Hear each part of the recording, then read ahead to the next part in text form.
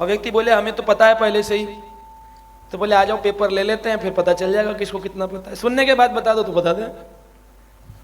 खाली एक अब कृष्ण लीला सुनाएंगे तो बोलेंगे तो सुना हुआ है, और कृष्ण लीला तो टीवी में देखिए। कथा में और कहानी में फर्क होता है, ये भी समझना चाहिए।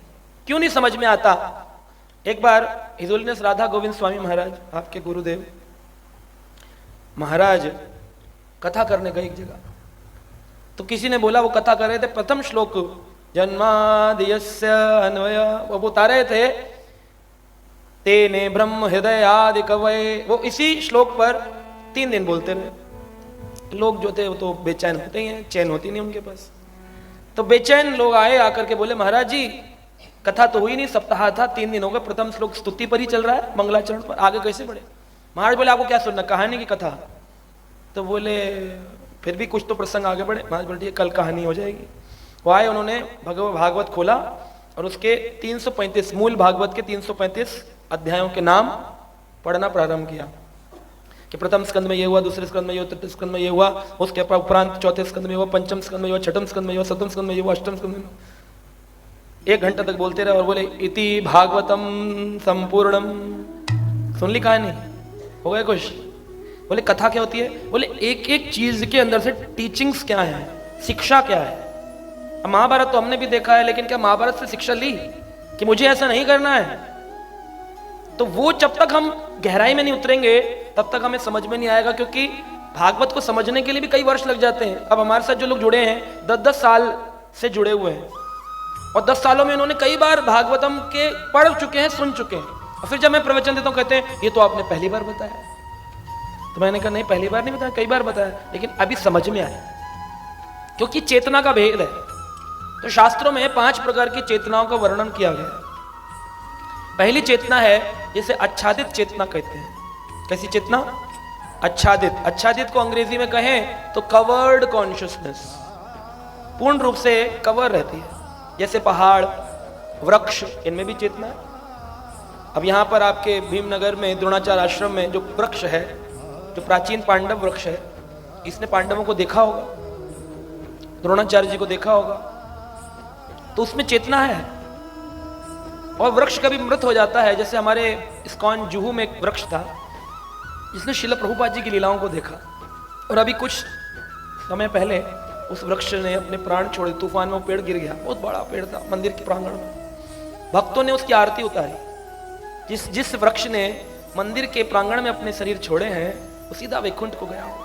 सबने उसकी आरती उतारी, उस पेड़ को अंतिम विदाई दी, उसकी लकड़ियों को अंतिम संस्कार किया गया। कुछ लकड़ियां रखी गई कि ये प्रभुपाद जी के समय जब मंदिर में बनने के सन 1975 से ये वृक्ष आज तक विराजमान था। इतने साल इसने देखे भक्तों को, कईयों को आते, कईयों को ऊपर जाते, वैकुंठ जाते, सब इस वृक्ष। तो वृक्ष चेतन होते हैं। अंग्रेजी में बायोलॉजी में बताते हैं वृक्षों के पॉलिनेशन होते हैं, उनके बच्चे भी होते हैं। तो वृक्ष पानी भी पीता है, वृक्ष खाना भी खाता है। एक बहुत बड़े साइंटिस्ट है, उनका नाम है डॉक्टर जगदीश चंद्र बोस, जेसी बोस। उन्होंने कलकत्ता में एक म्यूजियम बनाया है जिसमें पेड़ों के काटने की ध्वनि को रिकॉर्ड करके रखा गया। ये पेड़ को जब काटते हैं तो उनके रोने की आवाज़ है। अब लोग घरों के बाहर ऐसे पेड़ झाड़ खींचते रहते हैं, वो चिल्ला रहा होता है मत खींचो, खींच डालते हैं। पेड़ में चेतना होती है, इसीलिए तुलसी माता के वृक्ष को पौधा समझकर नहीं ऐसे करके खींचना चाहिए। अब लोग ऐसे ऐसे बातें करते रहते हैं, दूध आ गया खींचते रहते हैं ऐसे। इनको बड़ी कोमलता से ऐसे इस उंगलियों को नष्ट करते हैं, बस ये अंगूठा और ये अनामिका उंगली इनको लगा करके और फिर धीरे से पौधे की डंडी पकड़ के, ताकि पेड़ के ना खींचे। क्यों? तुलसी माता के केश हैं, केश, किसी माता के केश खींचो इससे पकड़ करके तो वो दिक्कत होती है। तो उनको बड़े प्रेम से चुना जाता है, चयन किया जाता है। तो उनके मंत्र भी होते हैं कि हम आपको सदा तुम केशवाय प्रियाय, आप केशव की प्रिया है। केशवर्थे चिनोमि तुम, मैं आपको केशव की सेवा के लिए चयन कर रहा हूँ। केशवर्थे चिनोमि तुम वर्धा भाव शोभने, आप हमारे इस भक्ति भावना को शोभा बढ़ाइए, ठाकुर जी के चरणों तक हमारी विनती को पहुंचाइए। तो मंत्रों के साथ चयन किया जाए, खींच खींच के नहीं। ऐसे पेड़ों को, ये तो चलो तुलसी तो पूजनीय वृक्ष है, लेकिन अन्य भी वृक्ष हैं उनकी बड़ी देखभाल होनी चाहिए, काटना नहीं चाहिए उनको। ट्रिमिंग कर सकते हैं, जैसे हेयर कट होता है तो ट्रिमिंग कर सकते हैं पेड़ पौधों की, बहुत विशाल है तो, लेकिन जड़ से काट देना, उनकी मृत्यु कर देना है, मर्डर का पाप लगता है। और कितने आज मॉल बन रहे हैं, कितने पेड़ काटे जा रहे हैं, कितने खेत काटे जा रहे हैं, सबको पाप लगता है क्योंकि चेतना है। पहाड़ काटे जा रहे हैं, क्रशर बनाए जा रहे हैं, रेत उठाई जा रही है पहाड़ों पर। आप जाए कामा वन में, इतने ऊंचे ऊंचे पहाड़ होते थे, हमने देखे हैं अभी 40 साल के अंदर अंदर ही, हम छोटे थे, कामा वन में ऊंचे ऊंचे पहाड़ थे, काट करके क्रशर पत्थर, वहां से तस्करी हो रही है। आपके घरों में स्टोन डस्ट आ रहा है, कहां से आ रहा है? पहाड़ कट रहे हैं। पहाड़ आच्छादित चेतना में जीवित व्यक्ति होते हैं। अब गोवर्धन की परिक्रमा लगा रहे हैं, गोवर्धन भगवान है, चेतना है ना, पहाड़ों में भी चेतना होती है, लेकिन आच्छादित चेतना है, वो बोल नहीं सकते, कपड़े नहीं पहन सकते, है ना, वो हमारी तरह अपने अपने इमोशंस को, अपने मनोभाव को व्यक्त नहीं कर सकते। दूसरी चेतना है संकुचित चेतना। संकुचित चेतना है पशुओं के अंदर पाई जाती है, पक्षियों में पाई जाती है। अब जिस पशु को खाते हैं लोग मांसाहार के रूप में, मुर्गी को, उसको नहीं पता होता कि मैं मरने वाली हूं। उस बकरी को कितना कष्ट होता है जो अपने परिवार से जुदा होकर काट दी जाती है, उस मछली को, और लोग खा जाते हैं उसको। तो पशु को खाना, पक्षी को खाना, तीतर खा रहे, कबूतर खा रहे हैं, कुछ भी खा जाते, उनके अंडे खा रहे हैं, यार इसमें थोड़ी जान होती है, इसमें तो कितनी बहस होती है। एक दिन एक माता जी मुझे बोल रही थी प्रवचन के दौरान, आप ऐसे बोल रहे हैं अंडे नहीं खाने चाहिए, अंडे में कहां जान होती है, अंडे में कहां जान होती है। मैंने कहा आपके गर्भ में जो बच्चा होता है, वो गर्भ में जो शिशु होता है उसमें जान होती है ना, तभी तो वो 9 महीने में बड़ा होता है। तो गर्भ के अंदर से गर्भपात करना एक पाप है ना, तो अंडे के अंदर जीवन है, अगर उसे कुछ काल छोड़ा जाए तो उसमें से बच्चा निकलेगा ना। तो उन्होंने दूसरा सिद्धांत प्रस्तुत किया, बोले आप अंडा खाते हैं, मना करते हैं, तो फिर गाय का दूध पीने में भी तो गाय का भी तो वही है। मैंने कहा ठीक है, तो गाय के दूध को हम रखते हैं 1 महीने के लिए और अंडे को रखते हैं 1 महीने के लिए, अंडे में से चूजा निकलेगा, गाय के दूध में से गाय निकलेगी। तो बोली हाँ, ये तो मैंने सोचा नहीं। वो सोच रही थी कि मुर्गी अंडा देती है, गाय दूध देती है, दोनों समान है, लेकिन मुर्गी अंडा नहीं दे रही है, वो उसका खाद्य पदार्थ नहीं है, वो तो उसका बच्चा है। अब माँ ने गर्भ से बच्चा पैदा किया, और वो बच्चा और माँ के स्तन में जो दूध है, ये दोनों अलग चीजें हैं। दूध पीना और माँ के बच्चे को खाना, ये दोनों अलग अलग है। अब एक भाई पहले से ही है, बोला माँ नया नया भाई आया है दूसरा, अब मैं दूध नहीं पीना चाहता हूं, मैं भाई को खाना चाहता हूं। ठीक है, ठीक है खाना, तो अंडा कैसे खा सकते हो? पाप है, बड़ा भयानक पाप है। नरकों में 28 प्रकार के नरकों का वर्णन भागवत में हुआ है, तला जाता है आदमी। तो ये सब अंडा मांस, इनमें चेतना होती है, ये पाप। आप देखिए जो नॉनवेज खाते हैं, ये साइंस ने बताया है, विज्ञान ने, अमेरिका में रिसर्च हुई है, भयभीत रहते हैं वो लोग जो मांसाहार का सेवन करते हैं। क्यों? क्योंकि जब मुर्गी को काटते हैं तो उसको घबराहट होती है, वो तड़पड़ाती है, उसके सारे वो रिएक्शंस, वो एक्शंस, वो उस मांस के अंदर प्रवेश करते हैं, और फिर उसको खाने से वो भाव खाने वाले व्यक्ति के अंदर भी आता है, फिर वो भयभीत रहता है, डरा रहा है।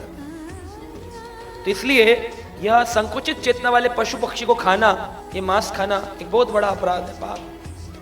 निर्जीव नहीं है, वो जीवित है और बोल नहीं सकता। बस घर में 7 भाई हैं, एक भाई गूंगा बहरा है, 6 भाई बोले बोलता नहीं है, खा लो, ऐसा करना चाहिए। तो इसको संकुचित चेतना कहते हैं, उसकी चेतना संकुचित। फिर इसके ऊपर चेतना विकसित होती है, तब मुकुलित चेतना आती है। मुकुलित चेतना मनुष्यों में होती है। अब संसार में बहुत सारे मनुष्य हैं जो भागवत कथा सुनने नहीं आए, और उनके घर जा जाके बताओ आओ आओ आओ कथा सुनने आओ, आओ बार बार बोलो आओगे ना आ जाओ आ जाओ आ जाओ।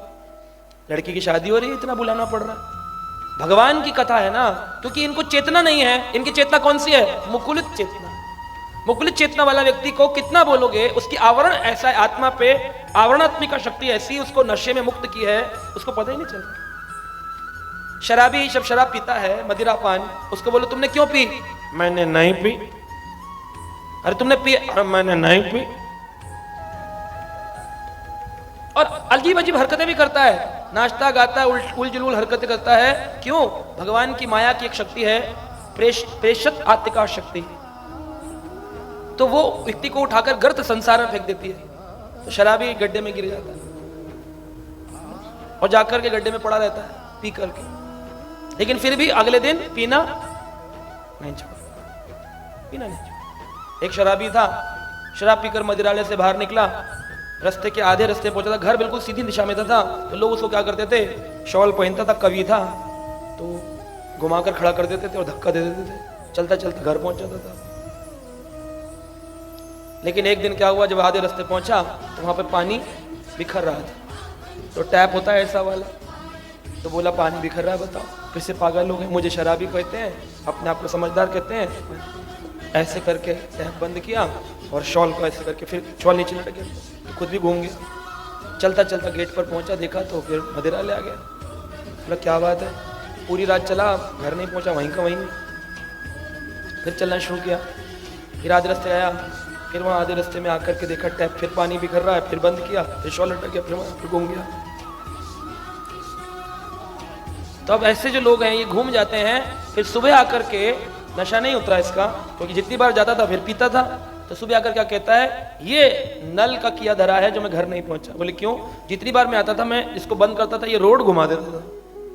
ये नहीं मान रहा कि मैं शॉल से खुद ही घूम जाता था, कह रहा ये नल को जब मैं बंद करता था ये रोड घुमा देता था, इसके कारण मैं घर नहीं पहुंच पाया। नल को हथौड़ी लेके तोड़ दिया और पानी बह रहा है वहां पर। ये शराबी है ना, पागल है। तो ऐसे मदमस्त लोग जो हैं, इनकी चेतना कैसी है? मुकुलित चेतना है। इनको पता ही नहीं है भगवान कौन, भगवान कौन है। अरे क्या भगवान, क्या दिया भगवान ने? तुमने देखा है स्वर्ग नरक? किस देखा तुमने? मरने का किसने देखा? ऐसी बातें कौन करते हैं? मुकुलित चेतना वाले लोग, जिनकी चेतना कवर्ड है, खुली हुई नहीं, उनको मालूम नहीं।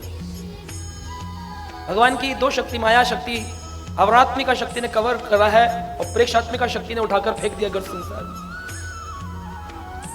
फिर धीरे धीरे इनको कभी किसी भक्ति की कृपा हो जाए, जैसे आते कथा सुनने तो कथा के कुछ शब्द चले गए, आरती हुई तो दीप घुमा दिया, आशीर्वाद ले लिया, प्रसाद पा लिया। अनजाने में अज्ञात सुकृति अर्जित करते करते कई जन्मों में जाकर के इनकी चेतना विकसित होती है, फिर यह विकसित चेतना में पहुंचती है। विकसित चेतना में आप सब लोग आते हैं जो कथा के प्रेमी होते हैं, कथा सुनते हैं। ये विकसित चेतना कैसे पता चले कि हम डिफरेंट हैं? बोले तुम्हारा कथा के प्रति प्रेम है तो तुम विकसित हो, तुम्हें कथा टाइम पास लगता है, जबरदस्ती लगती है, तो फिर तुम मुकुलित चेतना। और जब व्यक्ति पूर्ण विकसित चेतना में होता है तब वो, उसको कोई फर्क नहीं पड़ता कौन उसके लिए क्या कहता है, कौन नाराज है, कौन प्रसन्न है।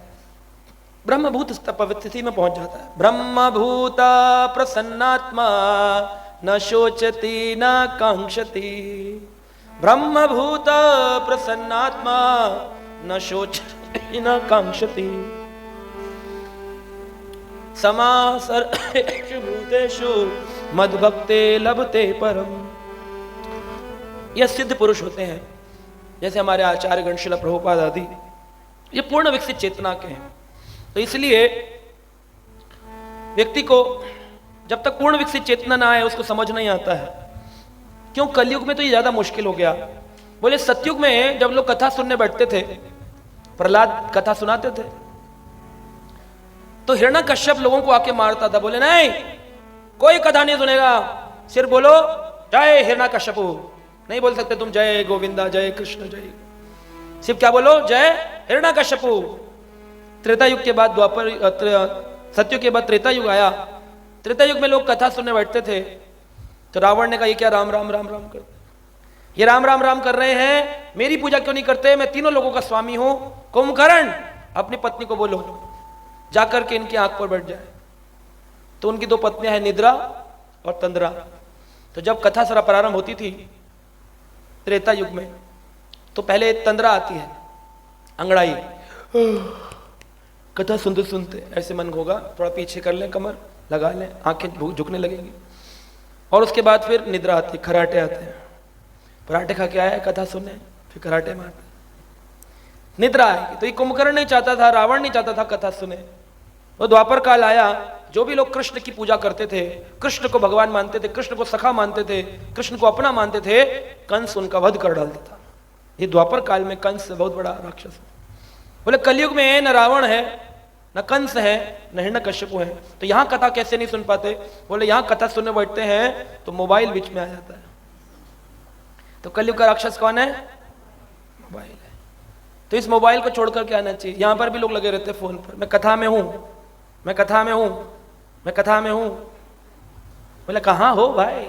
तुम तो वहां, तो कथा में रहना चाहिए।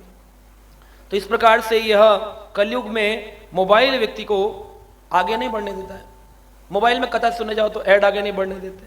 तो ऐसा आजकल हो गया कि लोग कथा सुन नहीं पा रहे कलयुग के लोग। तो आज हम भगवान श्री कृष्ण की लीलाओं में प्रवेश करेंगे। थोड़े कीर्तन के साथ हम प्रारंभ करेंगे।